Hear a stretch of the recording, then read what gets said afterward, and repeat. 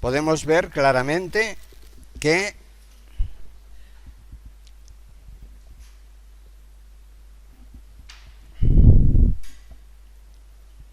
continuamos donde habíamos quedado ayer.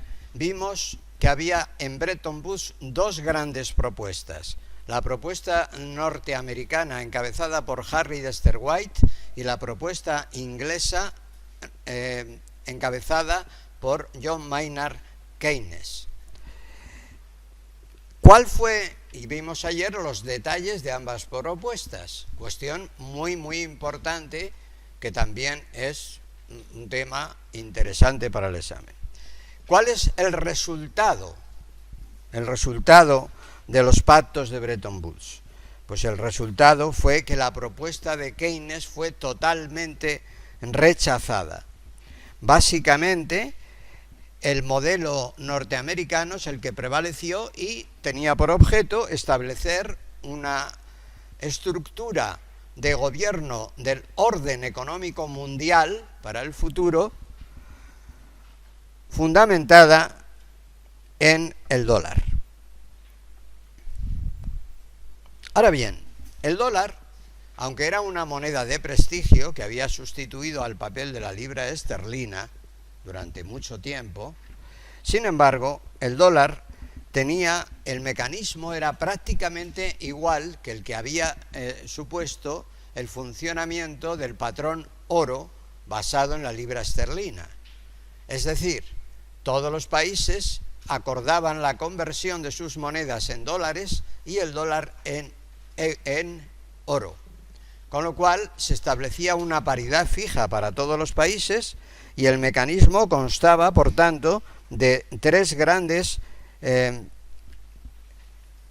aspectos. En primer lugar, estaba la base técnica constituida por la prohibición de devaluar las monedas particulares de los países sin autorización del Fondo Monetario Internacional, que actuaba como un controlador o banco central mundial a efectos de la paridad de los cambios. En ese sentido, la primera base técnica era esa, la imposibilidad nacional de modificar los tipos de cambio con respecto a las demás monedas.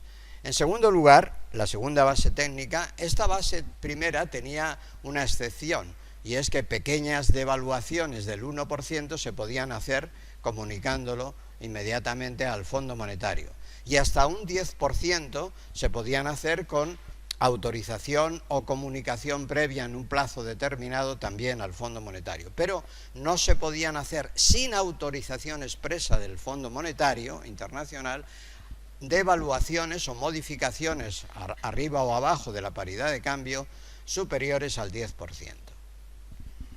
En segundo lugar, la segunda base técnica importante era que el cambio se fijaba en un determinado valor respecto al oro.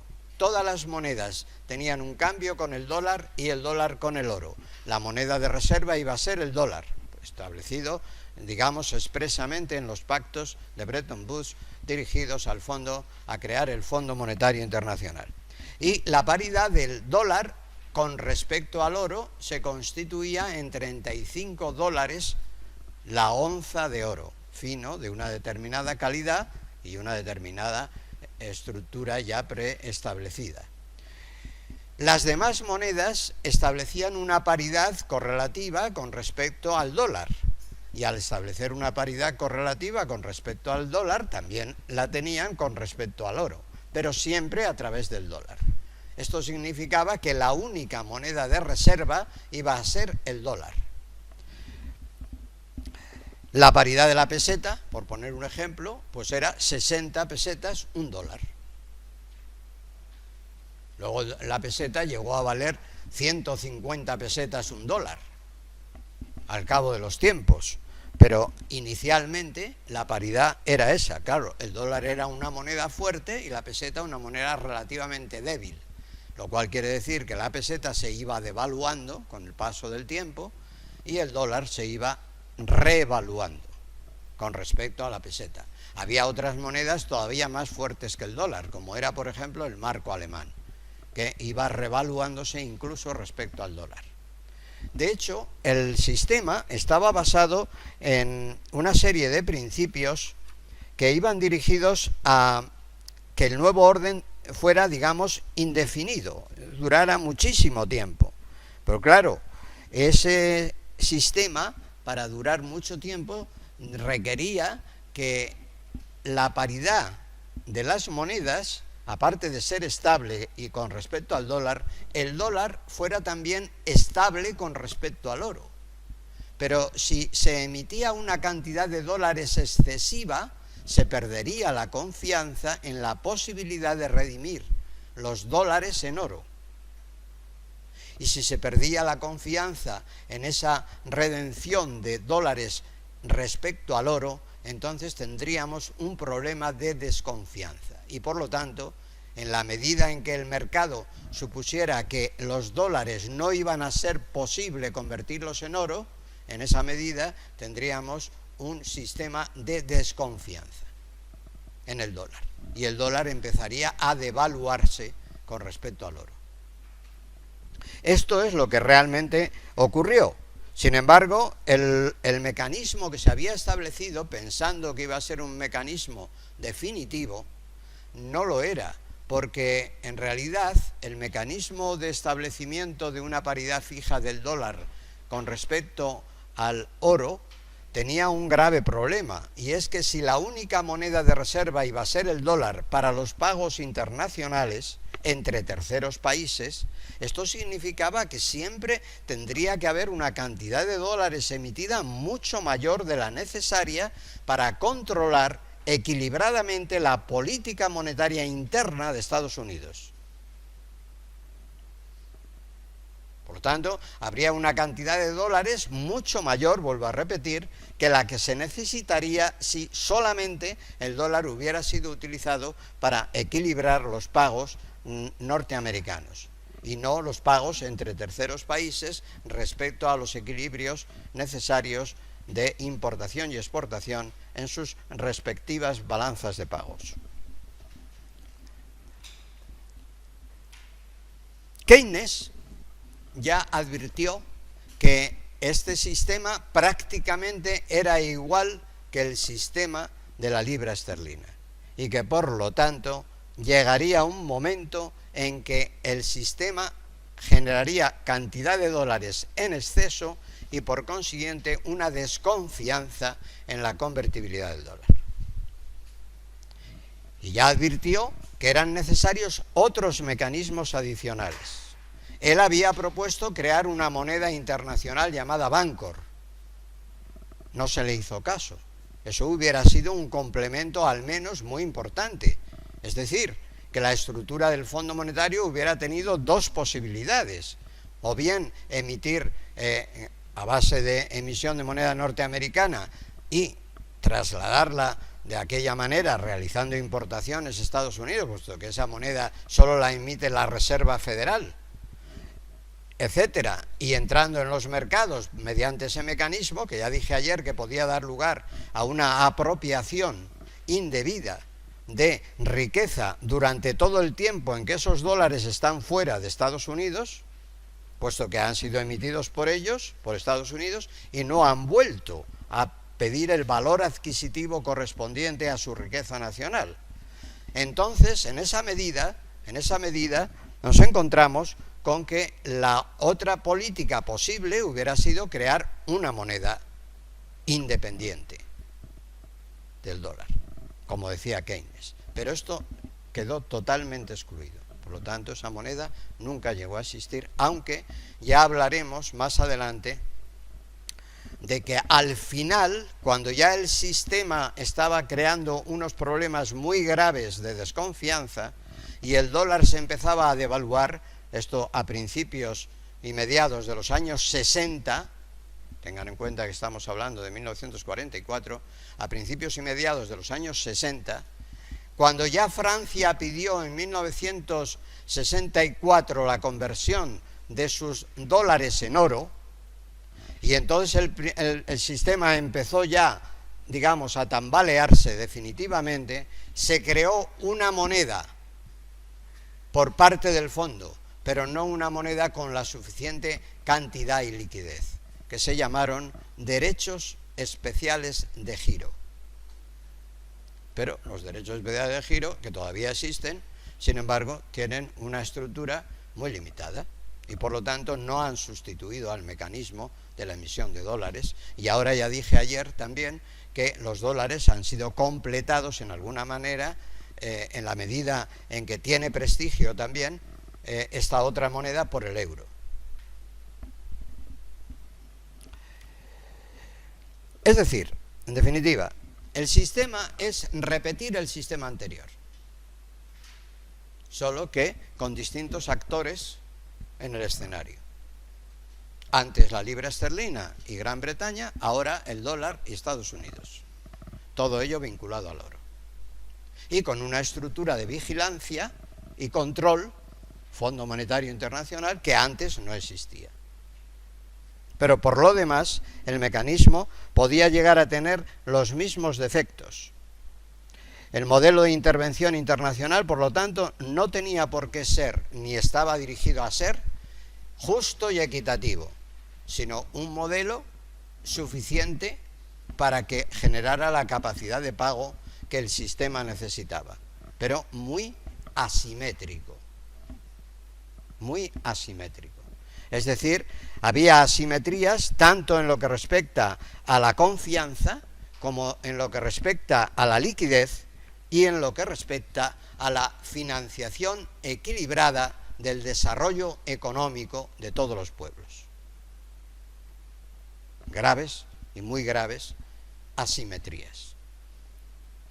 Por lo tanto, este mecanismo no fue capaz de dar solución definitiva al sistema de pagos, ni al patrón dinerario, y se desmoronó definitivamente en los años principio de los 70, cuando, como consecuencia de la devaluación del dólar, subieron enormemente los precios del barril de petróleo y como consecuencia el sistema de paridad fija respecto al dólar y del dólar respecto al oro desapareció definitivamente, y hoy en día todas las monedas fluctúan libremente entre sí desde entonces, y ya no hay ninguna moneda que vincule totalmente su estructura de cambios al oro.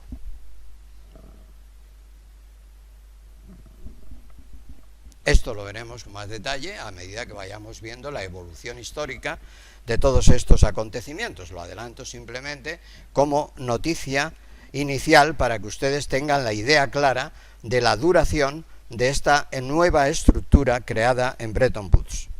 Bien, al mismo tiempo que se crea el Fondo Monetario, Keynes propone que es imprescindible para solucionar el tercer problema, no ya el de la confianza, que no la va a haber indefinida, no ya el problema de la liquidez, que no va a ser capaz de generar el dólar, porque es imposible que el dólar genere liquidez para los pagos de una población y un comercio mundial que se expande de una forma geométrica. La población en 1944 del mundo no llegaba a los 3.000 millones de personas, hoy somos casi 8.000 millones. Eso significa que el comercio se ha expandido de una forma totalmente acelerada. Y entonces no hay dólares suficientes, a no ser que se cree un problema de desconfianza sobre la paridad del dólar en cuanto a su conversión en oro. Pero, por lo tanto, el sistema desaparece, como he dicho, con la crisis de los años 70. Pero Keynes, en 1944, propone que es imprescindible que, para no repetir inmediatamente otra crisis como la de la Gran Depresión, era imprescindible facilitar el desarrollo de los países retrasados. Ya dijimos ayer que esto es muy importante, porque dije que el desarrollo de los países retrasados no solo conviene a los países retrasados, también conviene a los países adelantados, porque en caso contrario, estos, los adelantados, incurrirán en una nueva crisis, ¿Crisis de qué? De falta de venta de su capacidad de sobreproducción, que es creciente. Es decir, el desarrollo de los países retrasados crea mercado, amplía el mercado, y al ampliar el mercado permite que el crecimiento continúe también en las estructuras industriales de los países avanzados y puedan vender o colocar esas producciones en los mercados mundiales. En caso contrario, se estrangula el sistema y no puede crecer. Y si no puede crecer el Producto Bruto ni la producción industrial de las grandes empresas norteamericanas o de otros países desarrollados, porque no pueden venderlo, entonces no interesa. Interesa más ayudar a los países retrasados para que sean capaces de crear demanda global a nivel no ya nacional, sino a nivel global y mundial.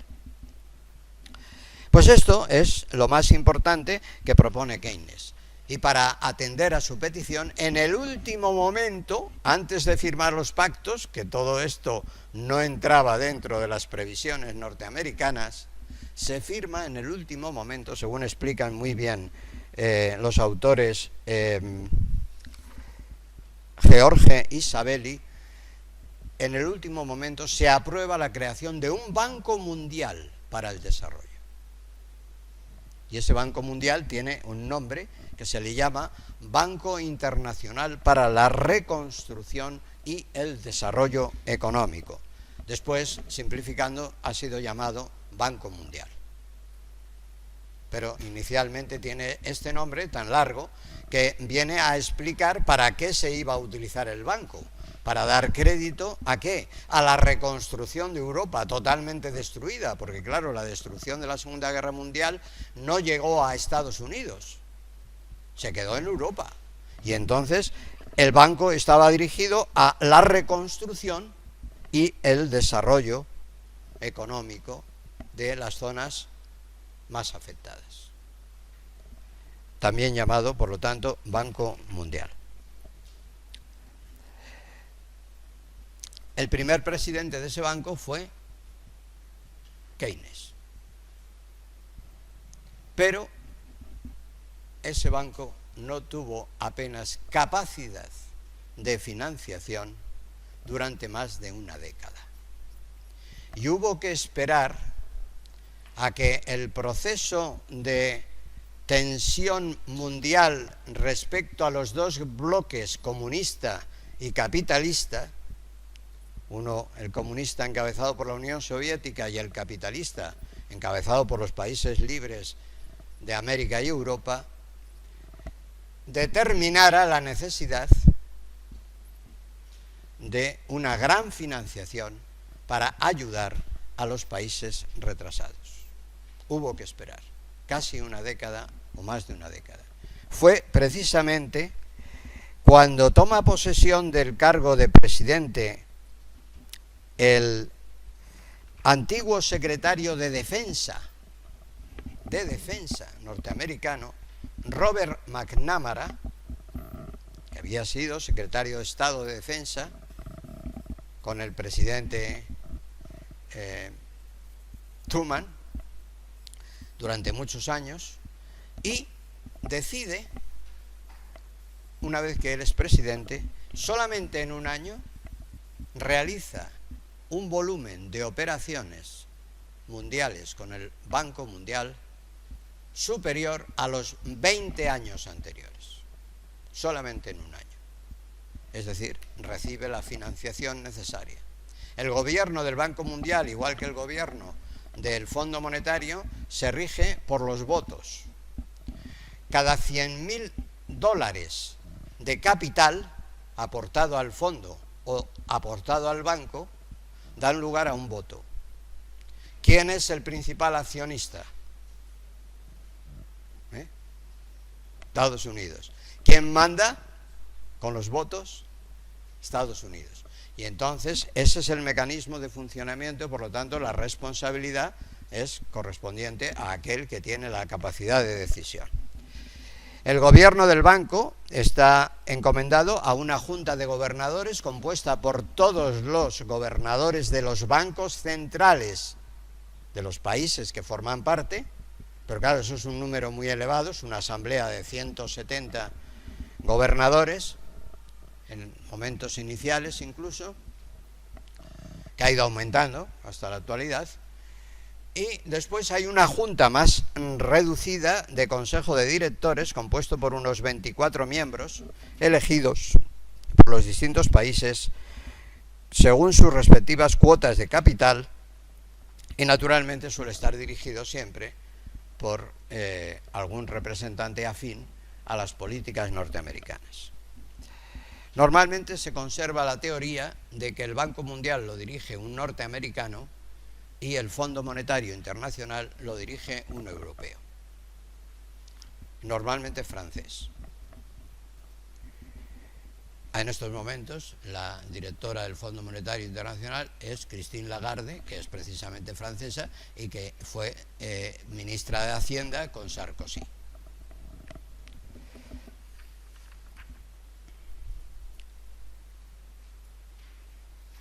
Por lo tanto, la política de aplicación de los fondos para el desarrollo del Banco Mundial estuvo muy limitada, y cuando McNamara, el ex secretario de Estado, llega a la dirección del banco, entonces se multiplica.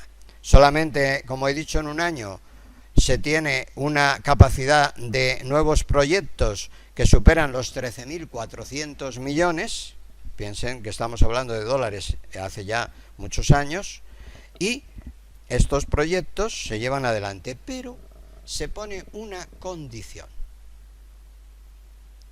La condición es que estos proyectos de ayuda y de financiación del desarrollo de los países retrasados esté supeditada a dos condiciones. En primer lugar, a una no participación en las políticas y directrices de orden o estilo comunista, y dos, un ajuste de sus mecanismos de funcionamiento presupuestarios de tal manera que no generen déficit, es decir, que sus ingresos sean suficientes para atender sus gastos, y en caso contrario se les impone una penalización sobre el déficit y se les obliga o no se les concede el crédito correspondiente si no hay una política de ajuste de los gastos.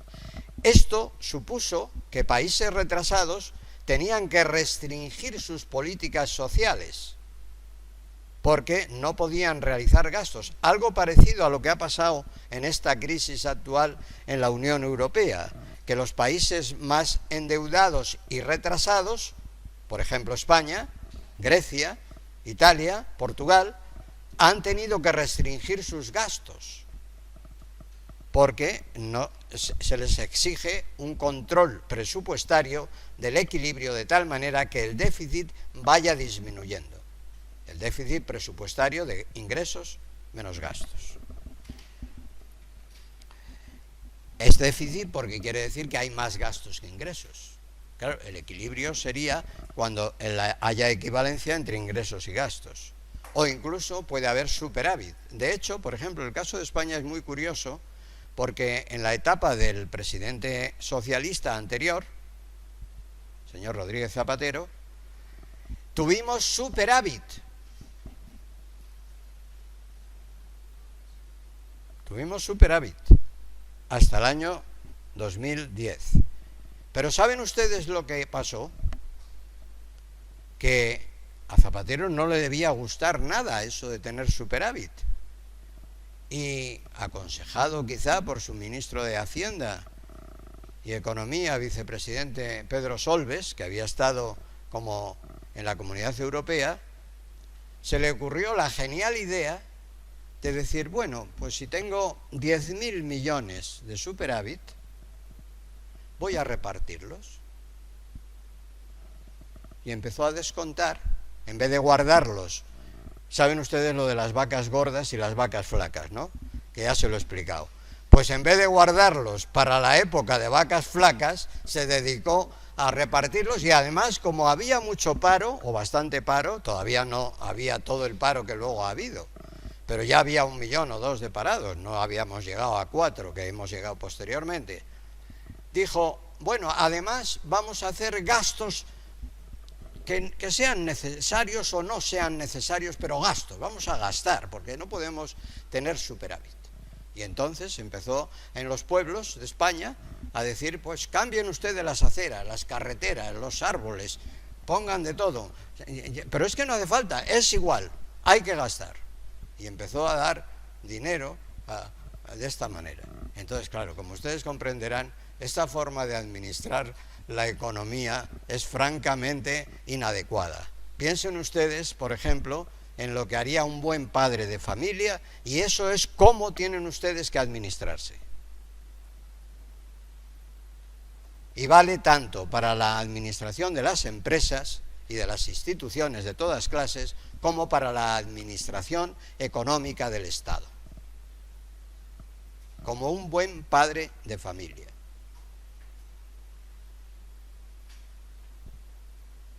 Esa norma no la olviden ustedes nunca, porque es muy interesante y muy importante. Además de estas condiciones establecidas por los préstamos y donativos a largo plazo del Fondo Monetario Internacional o del Banco Mundial a los distintos países, además se combinó, puesto que se ponía la condición de que no fueran filocomunistas los países beneficiarios, que no fueran filocomunistas y además se sometieran al ajuste establecido por los ejecutivos y diseñadores de la política económica del Banco Central, que enviaba a sus hombres representativos a los distintos países para estudiar la situación y ver qué políticas tenían que aplicar y condicionar el crédito a esas políticas. Pues además, esto se completó. Piensen ustedes, no lo olviden, que el secretario de Defensa anterior era el nuevo presidente. Defensa quiere decir, había ocurrido la guerra de Vietnam, ¿les suena? Una gran guerra que hubo en los años 60, para que el comunismo no avanzara por Asia, la guerra de Vietnam, y parar el avance del comunismo a las puertas de China, la China comunista, de Mao Zedong. Entonces, el avance comunista era el mayor peligro que se quería evitar. Esto significó que además se completaban estos créditos con ayuda gratuita norteamericana a aquellos países que se sometían a estas condiciones. Y entonces la ayuda norteamericana fue muy importante para evitar el avance del comunismo en el mundo y facilitar la apertura del comercio a los mercados internacionales de todos los países. No se concedían créditos a aquellos que fueran sospechosos de afinidades filocomunistas. En Asia, en África, hubo numerosos países beneficiarios de las políticas de McNamara. Pakistán, Bangladesh, China no comunista, India, se pueden destacar entre los países más beneficiados. Pero también en estos periodos la ayuda norteamericana, y ya he dicho que es una ayuda relativamente gratuita, por ejemplo, España se benefició de la ayuda norteamericana, no de los créditos del Banco Mundial. ¿Por qué se benefició de la ayuda norteamericana? Pues fue una contraprestación a una cesión militar del general Franco, que consistió en que los norteamericanos pudieran tener en España 3 o 4 bases militares: Zaragoza, Rota, Sevilla y Madrid, Torrejón. Y con esa estructura militar a ellos les interesaba, por supuesto, dar toda la ayuda necesaria. En los colegios los niños recibían leche en polvo todas las mañanas y mantequilla con pan. Durante los años, esto ocurrió a partir del año 1954. en que se firmaron esos pactos. Y estuvo bastantes años, casi una década, funcionando. Esa era la ayuda norteamericana, de ese tipo. Y también había mecanismos de persecución a través de la agencia de inteligencia norteamericana contra aquellos países o gobernantes que eran filocomunistas. De hecho, Fidel Castro, en Cuba, fue varias veces amenazado de muerte y estuvo a punto en varios intentos de asesinato por parte de la CIA. También se sospecha que Salvador Allende y el golpe de Pinochet en Chile tuvo que ver en parte con las actuaciones y apoyo de la agencia de inteligencia de espionaje norteamericana. Al mismo tiempo, había otra serie de instituciones importantes que también contribuyeron al desarrollo de la mayoría de los países de una forma especial y complementaria a todo lo anterior. Por ejemplo, la ONU creó la Asociación Internacional del Desarrollo y la Agencia de Naciones Unidas para los garantías de inversión, así como la Corporación Financiera Internacional. Estos organismos de la ONU tenían por objeto conceder grandes créditos a muy largo plazo, a muy bajo tipo de interés, a países que necesitaban un desarrollo. Por ejemplo, mediante este mecanismo se construyó la presa de Asuán, el canal de Panamá y otros canales como el de Suez, etc., mediante este tipo de créditos. La Agencia Multinacional de Garantía de Inversiones era un mecanismo por el cual se hacía una combinación, una joint venture o una simbiosis entre empresas privadas y los estados para financiar determinadas inversiones dirigidas al desarrollo. Y entonces se garantizaba la devolución de los créditos mediante esta agencia. De ese modo, digamos, había una mayor seguridad en conceder ese tipo de créditos a países que tuvieran incluso dificultades para devolverlos, puesto que estaban garantizados por la Agencia Multilateral de Garantía de Inversiones. También la Corporación Financiera Internacional financiaba a través de empresas privadas grandes proyectos y hubo muchos desarrollos en este sentido. El Banco Mundial, para su sostenimiento, recababa fondos de diversas formas. Por un lado, el capital, que he mencionado antes, 100.000 euros por cada voto. Por otro lado, el propio banco podía tener inversiones financieras que rentaban o producían determinados intereses, que eran también otra fuente del banco para su financiación.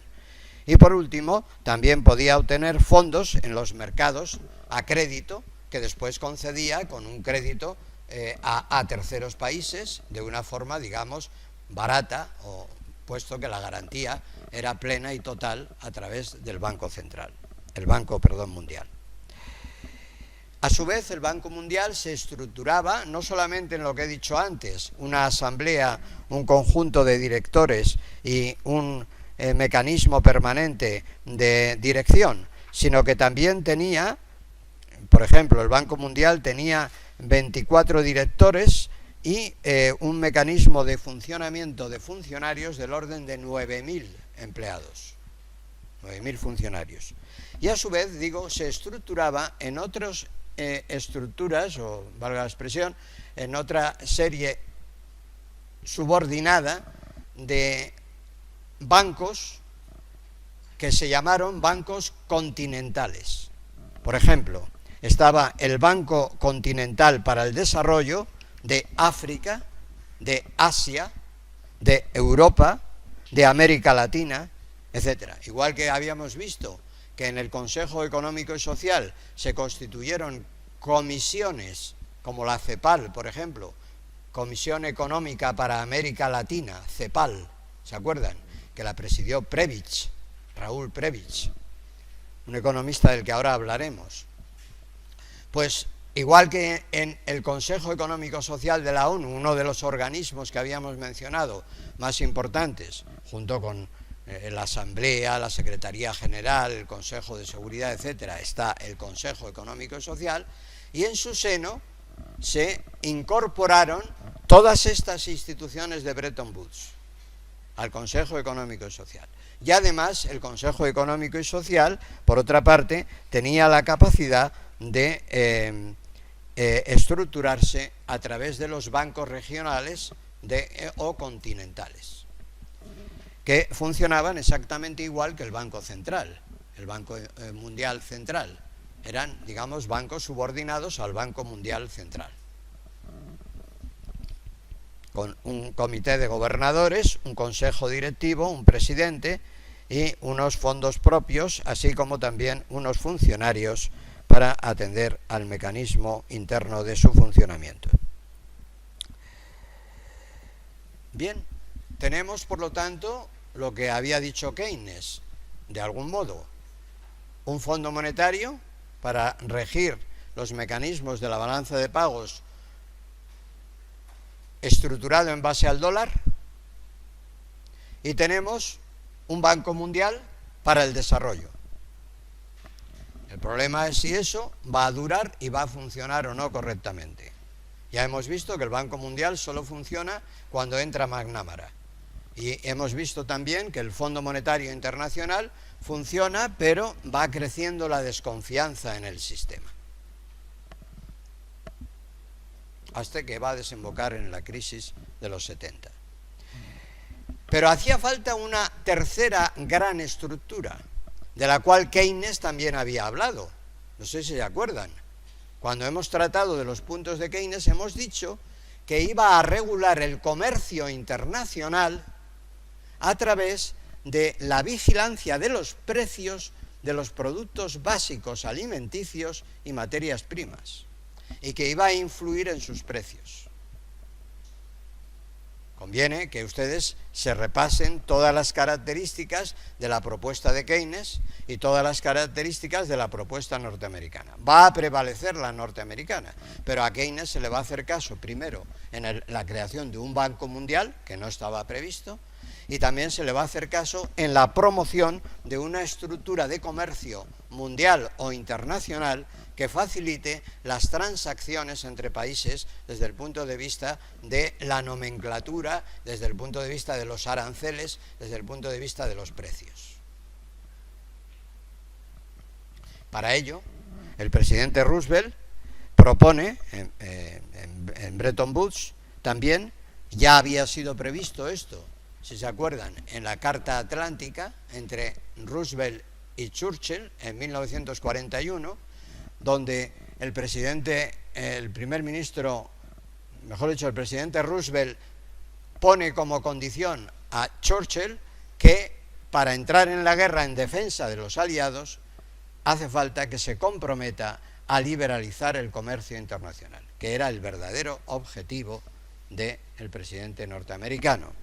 Esto se plasma incluso en una afirmación que tiene lugar justo al empezar la conferencia de Bretton Woods, en la que el presidente norteamericano de la conferencia, un tal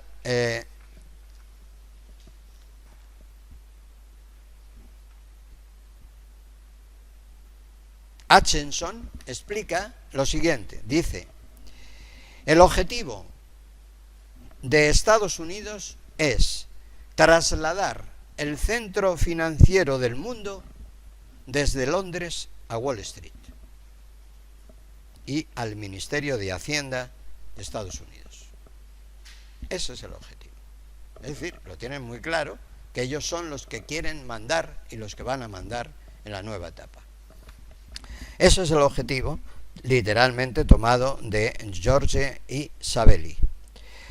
Pues bien, el resultado de todo esto es que se propone la creación de una estructura de comercio nueva. Para ello, que había sido prevista, vuelvo a repetir, en la Carta Atlántica en 1941. La Carta Atlántica, recordarán que se firma en Terranova, Canadá, justo antes de que Estados Unidos entre en la guerra. Y El propósito norteamericano en todo momento ha sido el mismo, es liberalizar el comercio porque sus empresas son las más poderosas y por lo tanto van a controlar los mercados. Además necesitan crecer para que no quede en paro su economía y la actividad de sus trabajadores. Entonces crecer significa expandir el comercio. Significa que haya también desarrollo, como había dicho Keynes, pero sobre todo ellos lo que quieren es libertad de mercados. Naturalmente, esta pretensión norteamericana del presidente Roosevelt, que se manifiesta ya en 1944 claramente, en realidad es una pretensión bastante asimétrica, puesto que el objetivo consiste no en realidad en beneficiar a todos por igual, sino beneficiar mayormente a aquellos que tienen más poder de mercado. Es evidente. El comercio no beneficia a todos por igual. Digamos que hay una desigualdad de poder. Y esa desigualdad de poder depende del tamaño, de la tecnología, de la capacidad de inversión, de financiación, etcétera.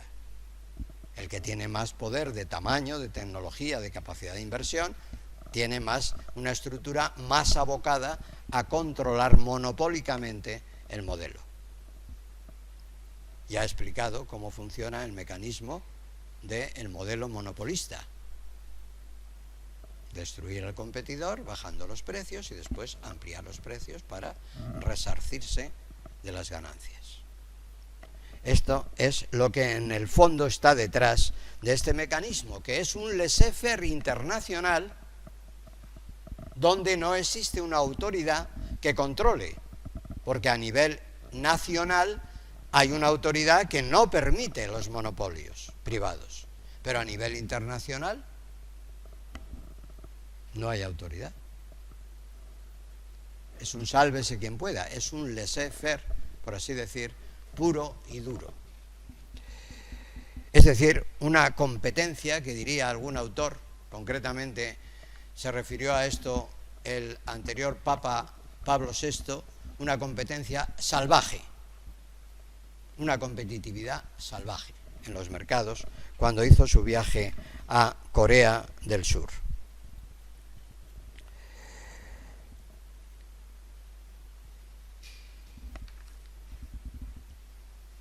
Al mismo tiempo, significaba esta política de liberalismo económico, de la que también hablábamos ayer, significaba que el presidente Roosevelt quería una autoprotección de sus industrias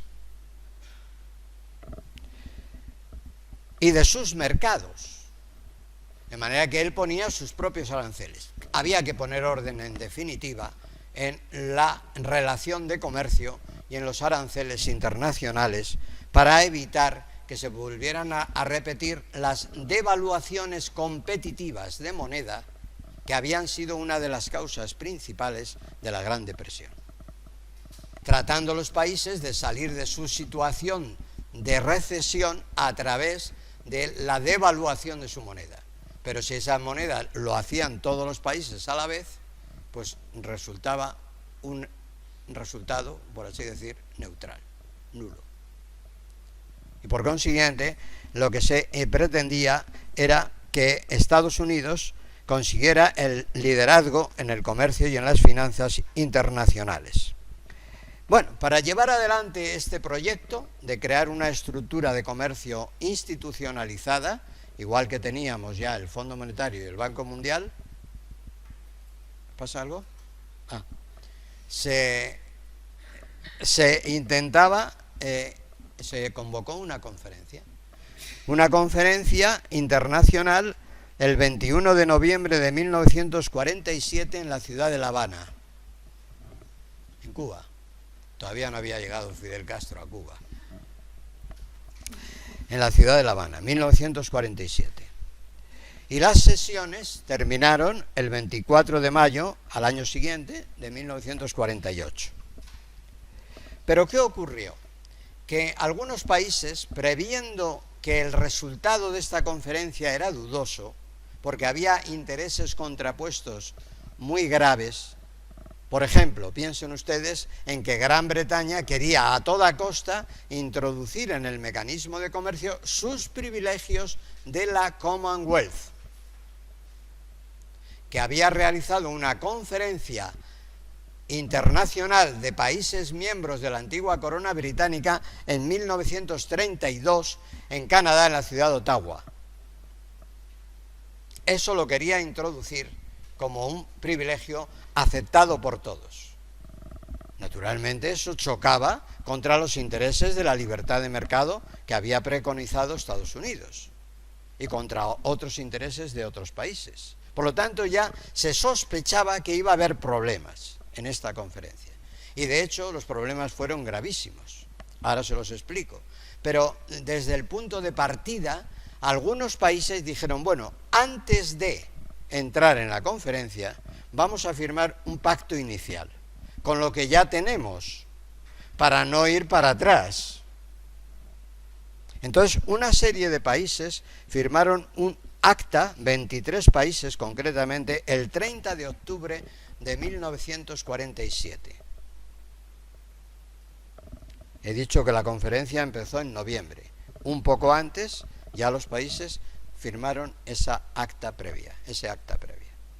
Y cuando ya se empezó a desarrollar la conferencia, lo que ocurrió es que cuando ya se había llegado a establecer una ronda de contactos bilaterales que permitía rebajar los aranceles en casi un 50% para la mayoría de los países, entonces Estados Unidos, por intereses de los lobbies empresariales norteamericanos, se negó a firmar el acta final de acuerdo.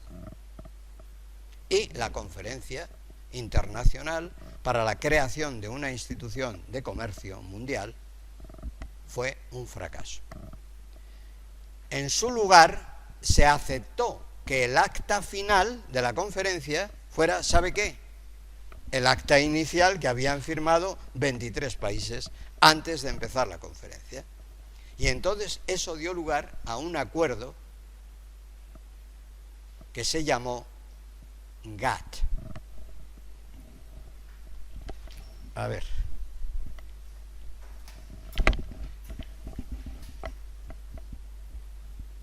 General Agreement, Trade and Tariffs. En inglés. Acuerdo General de Aranceles y Comercio. GATT. General Agreement on Trade and Tariffs.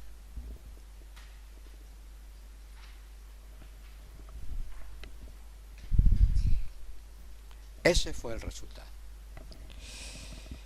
El GATT ha seguido funcionando durante décadas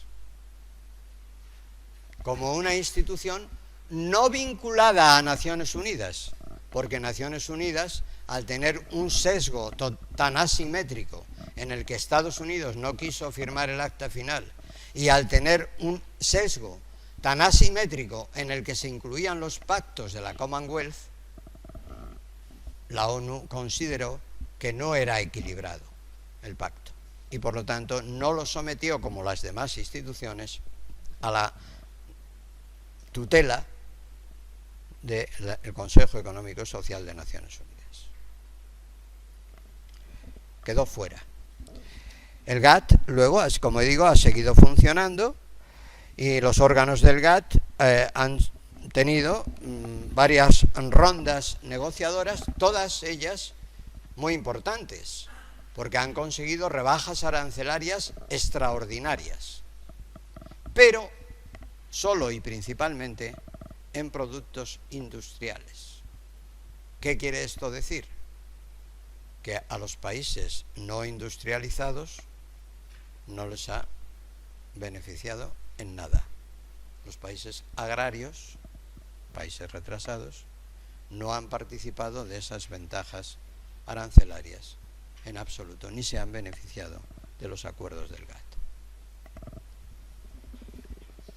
Los acuerdos se efectúan mediante rondas de conversaciones bilaterales y finalmente hay una asamblea general donde se firman todos los acuerdos bilaterales establecidos. Para llegar a estos acuerdos hay unos comités sectoriales, comités del GATT, negociaciones comerciales, restricciones cuantitativas, quiere decir para restringir la prohibición cuantitativa en las importaciones y exportaciones, porque la pretensión es que el comercio se regule solo a través del precio, no a través de la prohibición cuantitativa de importar o exportar. O sea, no puede decir un país, solo puedo importar de Japón 3 coches, o 50, o 100, o 1000. No, está prohibido, porque esa es una restricción cuantitativa. Tiene que ser mecanismo de precio. Baje usted el precio, suba el precio, para que sea competitivo en el mercado y entonces se importe de una forma libre. Este es el mecanismo que pretende el GATT. Claro, este mecanismo favorece, como ustedes comprenderán, a los países más competitivos en sus industrias, que son aquellos que tienen un tamaño mayor, una estructura cuasi monopolística, con alta tecnología y alto valor añadido. Estamos siempre en lo mismo. Luego, esta libertad de comercio ha beneficiado durante décadas a los países industrializados, especialmente a Estados Unidos y países desarrollados de Europa y Japón.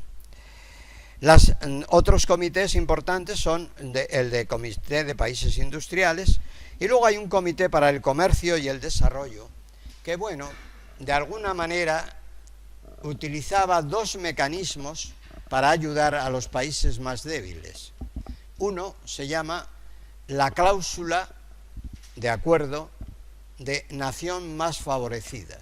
Quiere decir que un país tercero se beneficia de las mayores restricciones o ventajas arancelarias que se ofrezcan al país más favorecido. Esto es como cuando usted va al banco y dice, oiga, mídeme el trato del mejor cliente. Pues esto es igual.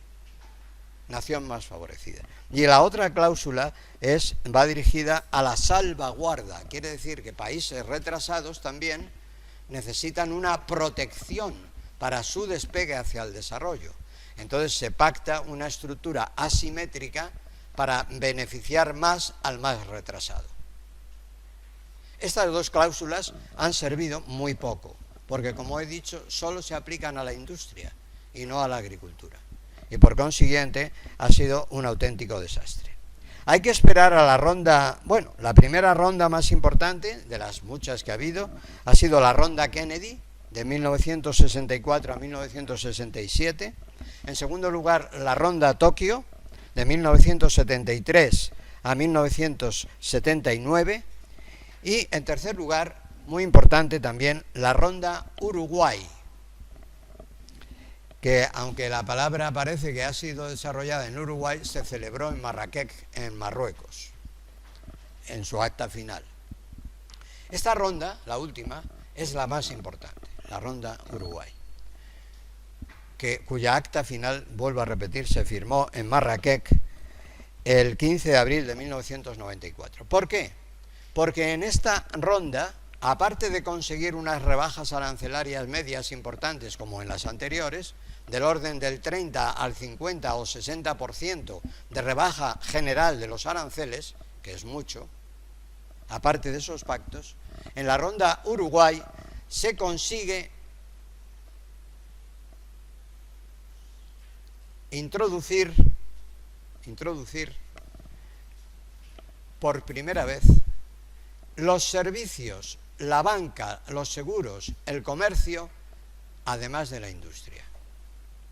Y se empieza también a considerar parcialmente la agricultura. Y para ello se transforma el GATT en la OMC,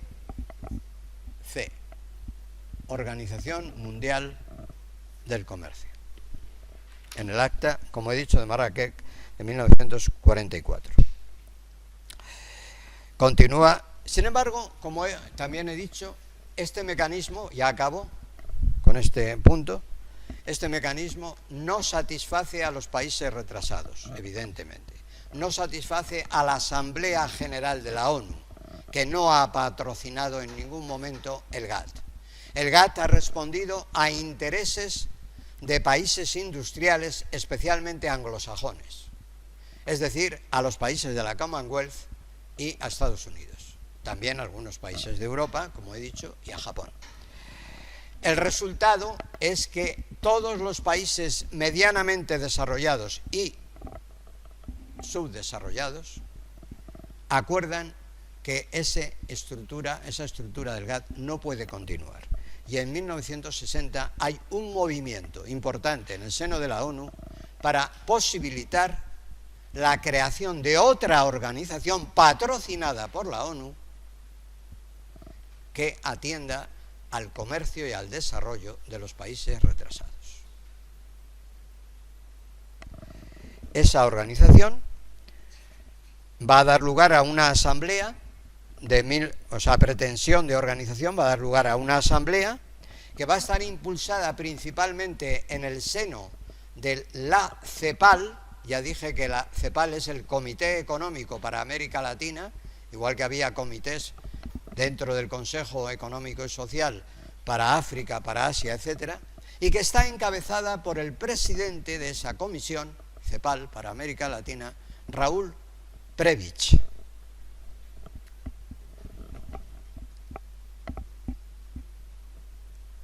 Prebisch, SCH, Raúl Prebisch. Entonces se decide el 19 de diciembre de 1961 que el decenio de los años 60 a 70 sea un decenio dirigido al desarrollo principalmente de los países retrasados. Y para eso se va a crear en el seno de la ONU la llamada UNCTAD. A ver, ya no puedo escribir aquí más. UNCTAD. ¿Qué es? Quiere decir United Nations Conference on Trade and terminan de and Development. United Nations Conference on Trade and Development. ¿De acuerdo? Conferencia de Naciones Unidas para el comercio y el desarrollo. La UNCTAD nace concretamente en 1963, pero para llevarla a cabo se le pide al presidente de la CEPAL, también presidente de la UNCTAD, Raúl Prebisch, un informe. Este informe se llama Nueva Política Económica para el Desarrollo.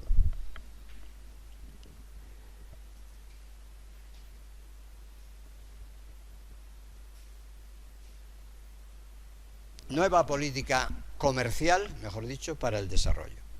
Es el texto literal. Está publicado en un libro del Fondo de Cultura de México, como un libro que ustedes pueden consultar en las bibliotecas. Raúl Prebisch, con ese título, Fondo de Cultura de México. Y ahí estudia cuál es el verdadero problema de los países retrasados. El diagnóstico de Prebisch es muy claro y tiene toda la razón a mi juicio. La conferencia inauguró sus reuniones el 23 de marzo de 1964, o sea que el supuesto decenio ya era un quinquenio. Pero una vez que estuvo este informe y se inició la conferencia, quedó claro lo que decía Prebisch. Y es que el verdadero problema es un problema, el de subdesarrollo, que no tiene una solución sencilla, sino que es una solución compleja, complicada. Y consiste en que debido a la tecnología, debido al valor añadido y a la estructura económica de las grandes empresas respecto a los países retrasados que no tienen ni estructura empresarial, ni tienen inversiones, ni tienen tecnología, debido a esto, los países retrasados cada vez están más retrasados y los países ricos cada vez tienen más tecnología, más valor añadido, más industrias potentes. Entonces, ¿cómo se arregla esto? Entonces tiene que haber una discriminación clara de financiación y ayuda a los países retrasados, a un coste muy bajo. Y esa era la función que en realidad había preconizado Keynes con el Banco Mundial.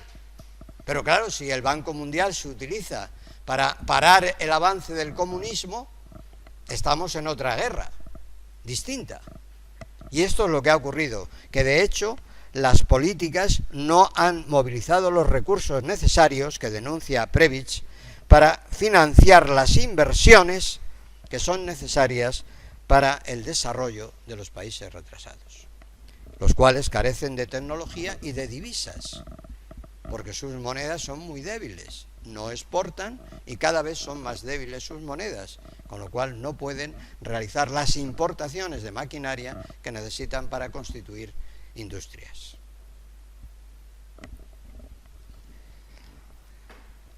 Conclusión: el círculo vicioso se puede romper. A ver, ya van varias veces que las dos señoritas todo el rato hablando. ¿Es verdad o no? ¿Es verdad o no? ¿Es verdad o no? Sí, ustedes dos. Sí. Bueno. Entonces, ya acabo enseguida.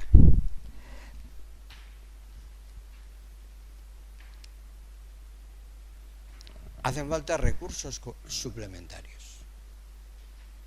Una financiación. Esto lo ha estudiado muy bien otro autor moderno, ya mucho más actual, del siglo XXI, que es un premio Nobel de la paz, que se llama Muhammad Yunus, de Bangladesh, que es el que ha descubierto que la financiación, dice en sus trabajos, en sus estudios publicados, la financiación debería ser un derecho humano fundamental, dice él. ¿Por qué? Y él ha creado un sistema que se llaman microcréditos, porque él dice, con muy poco dinero, países muy retrasados son capaces de iniciar un despegue hacia el desarrollo, pero hay que darles financiación. Claro, si solo le damos financiación a aquel que es solvente, que ya tiene para devolverlo, no arrancamos nunca. Tenemos que dar financiación al que no tiene nada, nada más que su trabajo y sus ideas. Nada más. Si le damos financiación y eso lo convertimos en un derecho fundamental básico, una financiación modesta, claro, entonces podemos despegar. Y él ha puesto eso en marcha en Bangladesh con enorme éxito y ha fundado un banco que tiene por objeto esta finalidad. Un banco muy grande para el desarrollo y que es un banco que no tiene impagados, porque da la casualidad que la gente pobre, humilde, que despega hacia el desarrollo y se le da una oportunidad, nunca jamás deja de pagar su deuda. Así como en las economías actuales, modernas, hay muchos impagados y gente que quiebra y que no puede pagar, allí no ocurre esto. Y se impulsa el desarrollo económico de esta manera a través de ese mecanismo de la financiación del desarrollo. Pues bien, de alguna manera, lo que dice Prebisch es lo mismo. Porque en caso contrario, también dice, se produce una especie de deterioro, dice él, constante de la relación de intercambio con los países ricos. Es decir, los precios de los países pobres tienden a avanzar en un ritmo mucho menor que los precios de las exportaciones de los países ricos. Con lo cual, hay una diferencia, un gap, un bache entre los precios de exportación de los países ricos y los precios de exportación de los países pobres, que se va agrandando. Y en la medida en que ese bache de los precios se agranda también el resultado. y por lo tanto hay un deterioro, la frase que él utiliza es un deterioro constante de la relación de precios, importación, exportaciones respectivos, o de la relación que él le llama de intercambio, deterioro constante de la relación de intercambio. Y es el Fondo Monetario Internacional el que debe facilitar esos fondos. Es decir, cualquier otra solución no va al fondo del problema, dice él. Este es el verdadero y crucial diagnóstico que naturalmente el GATT ha sido incapaz de solucionar, y en el seno del GATT, cuando se convoca la conferencia de la UNCTAD por Naciones Unidas, el GATT se convierte en un grupo de presión dentro de la ONU contrario al avance de las propuestas de Prebisch. Digamos, para abortar que se llegue a conclusiones o mecanismos definitivos sobre esta cuestión del equilibrio del comercio mundial. En definitiva, para concluir, tenemos un problema grave a nivel mundial, y ese problema grave consiste en una confusión. Se confunde eficiencia económica y suponiendo que la eficiencia económica está reñida, es incompatible con la equidad. Y esto es un error fundamental, porque es justamente lo contrario a la verdad. La eficiencia puede aumentar en la medida en que sea la relación más equitativa, y disminuye en la medida en que solo se basa en una estructura de eficiencia para el lucro propio y el abuso de poder. La eficiencia global aumentaría si hubiera una equidad global. Y esto es trasladable desde el plano mundial al plano nacional y al plano familiar y al plano individual. En definitiva, si se fijan ustedes, detrás de todo esto está el problema de Adam Smith, el problema del interés propio, exclusivo y excluyente como único móvil de las conductas. Este es el gran problema para el que hemos sido educados y que tenemos una estructura de organización que nos reconduce en ese sentido y de la que difícilmente podemos salir.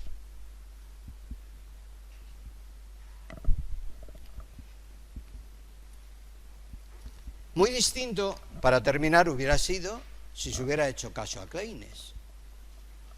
Tendríamos una estructura totalmente distinta, una moneda bien administrada, financiación garantizada para todas las necesidades, equilibrio de la balanza de pagos total, 50% con un fondo que garantiza el equilibrio,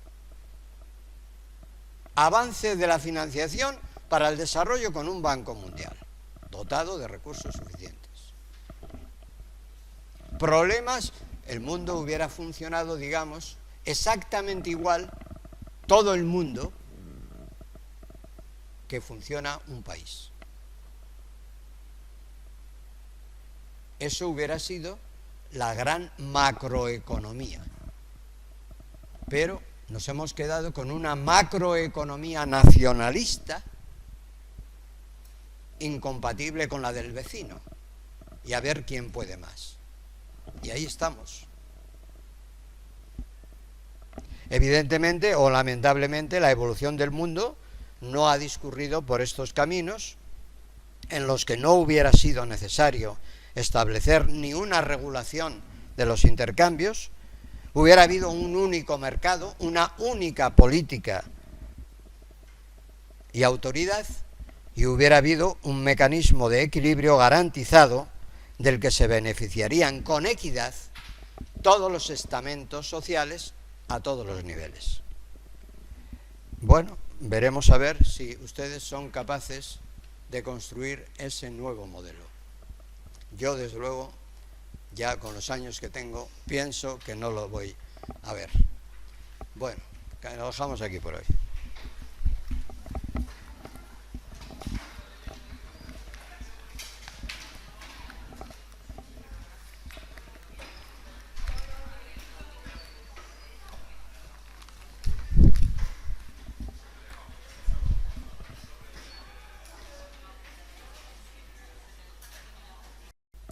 Para llegar a estos acuerdos hay unos comités sectoriales, comités del GATT, negociaciones comerciales, restricciones cuantitativas, quiere decir para restringir la prohibición cuantitativa en las importaciones y exportaciones, porque la pretensión es que el comercio se regule solo a través del precio, no a través de la prohibición cuantitativa de importar o exportar.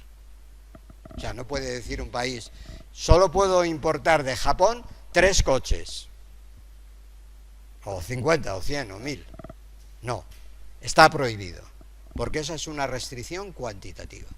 Tiene que ser mecanismo de precio. Baje usted el precio, suba el precio, para que sea competitivo en el mercado y entonces se importe de una forma libre. Este es el mecanismo que pretende el GATT. Claro, este mecanismo favorece, como ustedes comprenderán, a los países más competitivos en sus industrias, que son aquellos que tienen un tamaño mayor, una estructura cuasi monopolística, con alta tecnología y alto valor añadido. Estamos siempre en lo mismo. Luego, esta libertad de comercio ha beneficiado durante décadas a los países industrializados, especialmente a Estados Unidos y países desarrollados de Europa y Japón. Otros comités importantes son el de Comité de Países Industriales, y luego hay un comité para el comercio y el desarrollo que, bueno, de alguna manera utilizaba 2 mecanismos para ayudar a los países más débiles. Uno se llama la cláusula de acuerdo de nación más favorecida. Quiere decir que un país tercero se beneficia de las mayores restricciones o ventajas arancelarias que se ofrezcan al país más favorecido. Esto es como cuando usted va al banco y dice, oiga, mídeme el trato del mejor cliente. Pues esto es igual. Nación más favorecida. Y la otra cláusula va dirigida a la salvaguarda. Quiere decir que países retrasados también necesitan una protección para su despegue hacia el desarrollo. Entonces se pacta una estructura asimétrica para beneficiar más al más retrasado. Estas 2 cláusulas han servido muy poco, porque como he dicho, solo se aplican a la industria y no a la agricultura. Y por consiguiente ha sido un auténtico desastre. Hay que esperar a la ronda, bueno, la primera ronda más importante de las muchas que ha habido ha sido la ronda Kennedy, de 1964 a 1967. En segundo lugar, la ronda Tokio, de 1973 a 1979. Y en tercer lugar, muy importante también, la ronda Uruguay, que aunque la palabra parece que ha sido desarrollada en Uruguay, se celebró en Marrakech, en Marruecos, en su acta final. Esta ronda, la última, es la más importante, la ronda Uruguay, cuya acta final, vuelvo a repetir, se firmó en Marrakech el 15 de abril de 1994. ¿Por qué?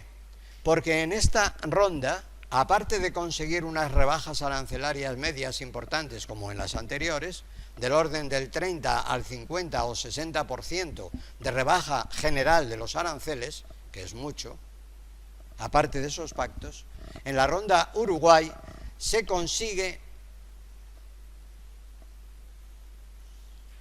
introducir por primera vez los servicios, la banca, los seguros, el comercio, además de la industria. Y se empieza también a considerar parcialmente la agricultura. Y para ello se transforma el GATT en la OMC, Organización Mundial del Comercio, en el acta, como he dicho, de Marrakech de 1944. Continúa, sin embargo, como también he dicho, este mecanismo, ya acabo con este punto, este mecanismo no satisface a los países retrasados, evidentemente. No satisface a la Asamblea General de la ONU, que no ha patrocinado en ningún momento el GATT. El GATT ha respondido a intereses de países industriales, especialmente anglosajones, es decir, a los países de la Commonwealth y a Estados Unidos, también a algunos países de Europa, como he dicho, y a Japón. El resultado es que todos los países medianamente desarrollados y subdesarrollados acuerdan que esa estructura del GATT no puede continuar. Y en 1960 hay un movimiento importante en el seno de la ONU para posibilitar la creación de otra organización patrocinada por la ONU que atienda al comercio y al desarrollo de los países retrasados. Esa organización va a dar lugar a una asamblea pretensión de organización va a dar lugar a una asamblea que va a estar impulsada principalmente en el seno de la CEPAL. Ya dije que la CEPAL es el Comité Económico para América Latina, igual que había comités dentro del Consejo Económico y Social para África, para Asia, etcétera, y que está encabezada por el presidente de esa comisión, CEPAL, para América Latina, Raúl Prebisch.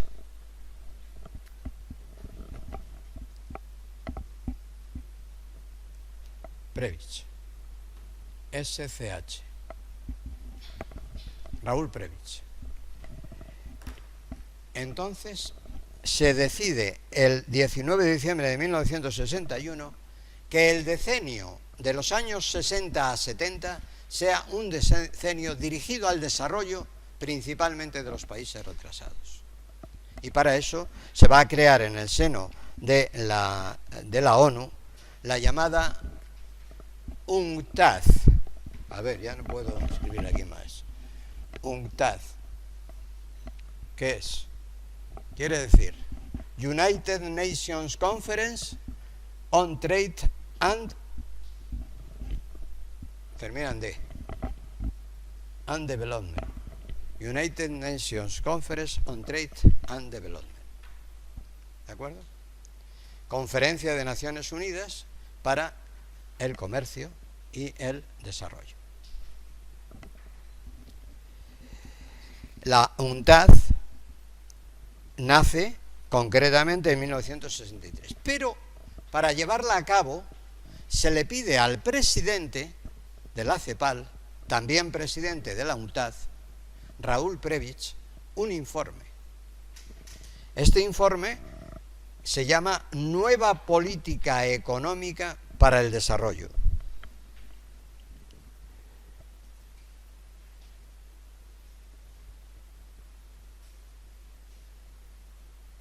Nueva política comercial, mejor dicho, para el desarrollo. Es el texto literal. Está publicado en un libro del Fondo de Cultura de México, como un libro que ustedes pueden consultar en las bibliotecas. Raúl Prebisch, con ese título, Fondo de Cultura de México. Y ahí estudia cuál es el verdadero problema de los países retrasados. El diagnóstico de Prebisch es muy claro y tiene toda la razón a mi juicio. La conferencia inauguró sus reuniones el 23 de marzo de 1964, o sea que el supuesto decenio ya era un quinquenio. Pero una vez que estuvo este informe y se inició la conferencia, quedó claro lo que decía Prebisch, y es que el verdadero problema es un problema, el de subdesarrollo, que no tiene una solución sencilla, sino que es una solución compleja, complicada. Y consiste en que debido a la tecnología, debido al valor añadido, y a la estructura económica de las grandes empresas respecto a los países retrasados que no tienen ni estructura empresarial, ni tienen inversiones, ni tienen tecnología, debido a esto, los países retrasados cada vez están más retrasados y los países ricos cada vez tienen más tecnología, más valor añadido, más industrias potentes. Entonces, ¿cómo se arregla esto? Entonces tiene que haber una discriminación clara de financiación y ayuda a los países retrasados, a un coste muy bajo. Y esa era la función que en realidad había preconizado Keynes con el Banco Mundial. Pero claro, si el Banco Mundial se utiliza para parar el avance del comunismo, estamos en otra guerra, distinta. Y esto es lo que ha ocurrido, que de hecho las políticas no han movilizado los recursos necesarios, que denuncia Prebisch, para financiar las inversiones que son necesarias para el desarrollo de los países retrasados, los cuales carecen de tecnología y de divisas, porque sus monedas son muy débiles, no exportan y cada vez son más débiles sus monedas, con lo cual no pueden realizar las importaciones de maquinaria que necesitan para constituir industrias.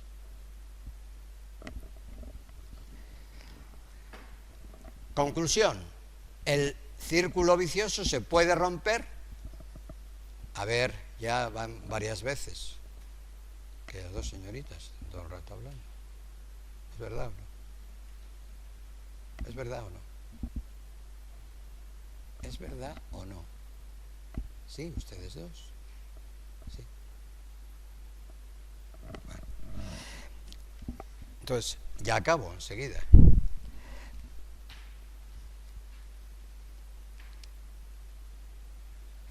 Hacen falta recursos suplementarios. Una financiación. Esto lo ha estudiado muy bien otro autor moderno, ya mucho más actual, del siglo XXI, que es un premio Nobel de la paz, que se llama Muhammad Yunus, de Bangladesh, que es el que ha descubierto que la financiación, dice en sus trabajos, en sus estudios publicados, la financiación debería ser un derecho humano fundamental, dice él. Y él ha creado un sistema que se llaman microcréditos, porque él dice, con muy poco dinero, países muy retrasados son capaces de iniciar un despegue hacia el desarrollo, pero hay que darles financiación. Claro, si solo le damos financiación a aquel que es solvente, que ya tiene para devolverlo, no arrancamos nunca. Tenemos que dar financiación al que no tiene nada más que su trabajo y sus ideas, nada más. Si le damos financiación y eso lo convertimos en un derecho fundamental básico, una financiación modesta, claro, entonces podemos despegar. Y él ha puesto eso en marcha en Bangladesh con enorme éxito y ha fundado un banco que tiene por objeto esta finalidad. Un banco muy grande para el desarrollo y que es un banco que no tiene impagados, porque da la casualidad que la gente pobre, humilde, que despega hacia el desarrollo y se le da una oportunidad, nunca jamás deja de pagar su deuda. Así como en las economías actuales, modernas, hay muchos impagados y gente que quiebra y que no puede pagar, allí no ocurre esto. Y se impulsa el desarrollo económico de esta manera a través de ese mecanismo de la financiación del desarrollo. Pues bien, de alguna manera, lo que dice Prebisch es lo mismo. Porque en caso contrario, también dice, se produce una especie de deterioro, dice él, constante de la relación de intercambio con los países ricos. Es decir, los precios de los países pobres tienden a avanzar en un ritmo mucho menor que los precios de las exportaciones de los países ricos. Con lo cual hay una diferencia, un gap, un bache entre los precios de exportación de los países ricos y los precios de exportación de los países pobres, que se va agrandando. Y en la medida en que ese bache de los precios se agranda también el resultado. Y por lo tanto hay un deterioro, la frase que él utiliza es un deterioro constante de la relación de precios, importación, exportaciones respectivos, o de la relación que él le llama de intercambio, deterioro constante de la relación de intercambio. Y es el Fondo Monetario Internacional el que debe facilitar esos fondos. Es decir, cualquier otra solución no va al fondo del problema, dice él. Este es el verdadero y crucial diagnóstico que naturalmente el GATT ha sido incapaz de solucionar, y en el seno del GATT, cuando se convoca la conferencia de la UNCTAD por Naciones Unidas, el GATT se convierte en un grupo de presión dentro de la ONU contrario al avance de las propuestas de Prebisch, digamos, para abortar que se llegue a conclusiones o mecanismos definitivos sobre esta cuestión del equilibrio del comercio mundial. En definitiva, para concluir, tenemos un problema grave a nivel mundial, y ese problema grave consiste en una confusión. Se confunde eficiencia económica y suponiendo que la eficiencia económica está reñida, es incompatible con la equidad. Y esto es un error fundamental, porque es justamente lo contrario a la verdad. La eficiencia puede aumentar en la medida en que sea la relación más equitativa, y disminuye en la medida en que solo se basa en una estructura de eficiencia para el lucro propio y el abuso de poder. La eficiencia global aumentaría si hubiera una equidad global. Y esto es trasladable desde el plano mundial al plano nacional y al plano familiar y al plano individual. En definitiva, si se fijan ustedes, detrás de todo esto está el problema de Adam Smith, el problema del interés propio, exclusivo y excluyente como único móvil de las conductas.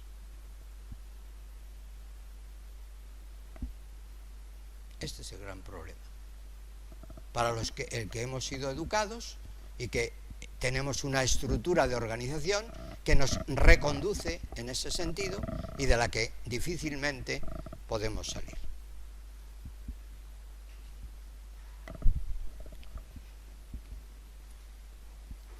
Muy distinto, para terminar, hubiera sido si se hubiera hecho caso a Keynes. Tendríamos una estructura totalmente distinta, una moneda bien administrada, financiación garantizada para todas las necesidades, equilibrio de la balanza de pagos total, 50% con un fondo que garantiza el equilibrio, avance de la financiación para el desarrollo con un banco mundial, dotado de recursos suficientes. Problemas, el mundo hubiera funcionado, digamos, exactamente igual, todo el mundo, que funciona un país. Eso hubiera sido la gran macroeconomía. Pero nos hemos quedado con una macroeconomía nacionalista incompatible con la del vecino, y a ver quién puede más. Y ahí estamos. Evidentemente o lamentablemente la evolución del mundo no ha discurrido por estos caminos en los que no hubiera sido necesario establecer ni una regulación de los intercambios, hubiera habido un único mercado, una única política y autoridad, y hubiera habido un mecanismo de equilibrio garantizado del que se beneficiarían con equidad todos los estamentos sociales a todos los niveles. Bueno, veremos a ver si ustedes son capaces de construir ese nuevo modelo. Yo, desde luego, ya con los años que tengo, pienso que no lo voy a ver. Bueno, lo dejamos aquí por hoy.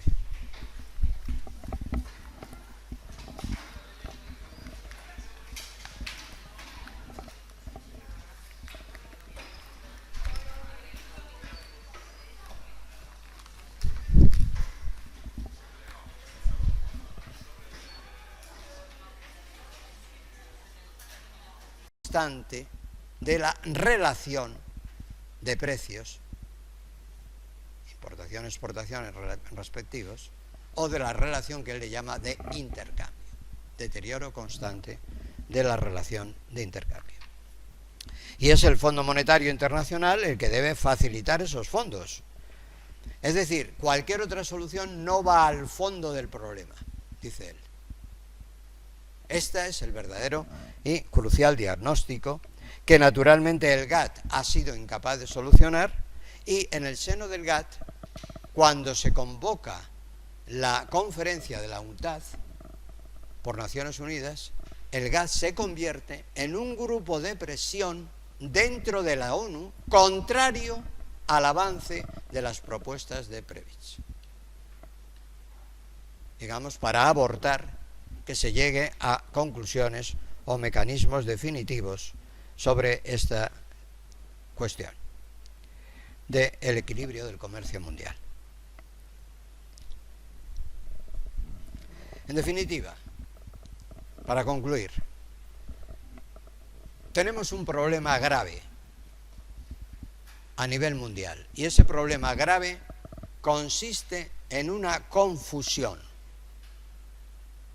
Se confunde eficiencia económica y suponiendo que la eficiencia económica está reñida, es incompatible con la equidad. Y esto es un error fundamental, porque es justamente lo contrario a la verdad. La eficiencia puede aumentar en la medida en que sea la relación más equitativa, y disminuye en la medida en que solo se basa en una estructura de eficiencia para el lucro propio y el abuso de poder. La eficiencia global aumentaría si hubiera una equidad global, y esto es trasladable desde el plano mundial al plano nacional y al plano familiar y al plano individual. En definitiva, si se fijan ustedes, detrás de todo esto está el problema de Adam Smith, el problema del interés propio, exclusivo y excluyente como único móvil de las conductas. Este es el gran problema para el que hemos sido educados y que tenemos una estructura de organización que nos reconduce en ese sentido y de la que difícilmente podemos salir.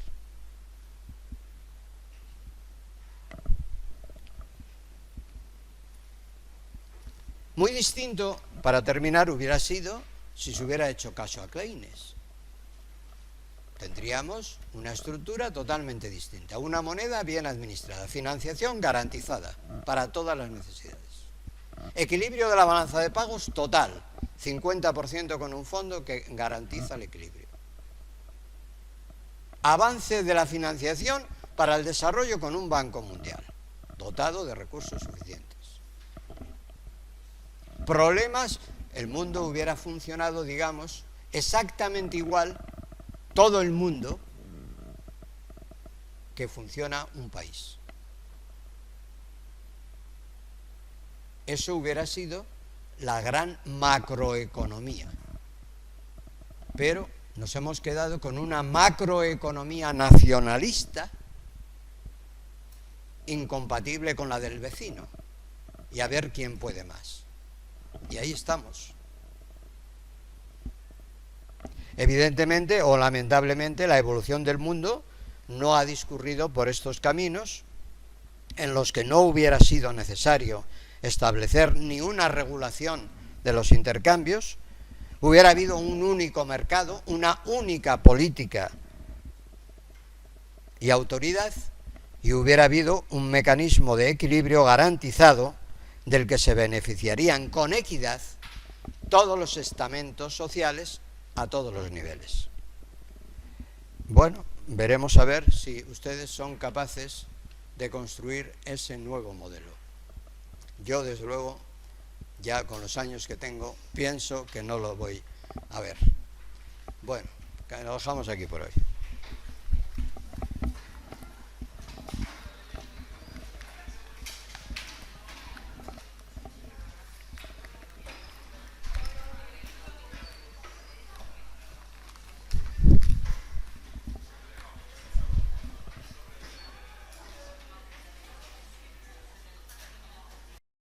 Nos hemos quedado con una macroeconomía nacionalista incompatible con la del vecino, y a ver quién puede más. Y ahí estamos. Evidentemente o lamentablemente la evolución del mundo no ha discurrido por estos caminos en los que no hubiera sido necesario establecer ni una regulación de los intercambios, hubiera habido un único mercado, una única política y autoridad, y hubiera habido un mecanismo de equilibrio garantizado del que se beneficiarían con equidad todos los estamentos sociales a todos los niveles. Bueno, veremos a ver si ustedes son capaces de construir ese nuevo modelo.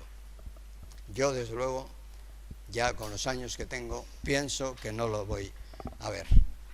Bueno, lo dejamos aquí por hoy.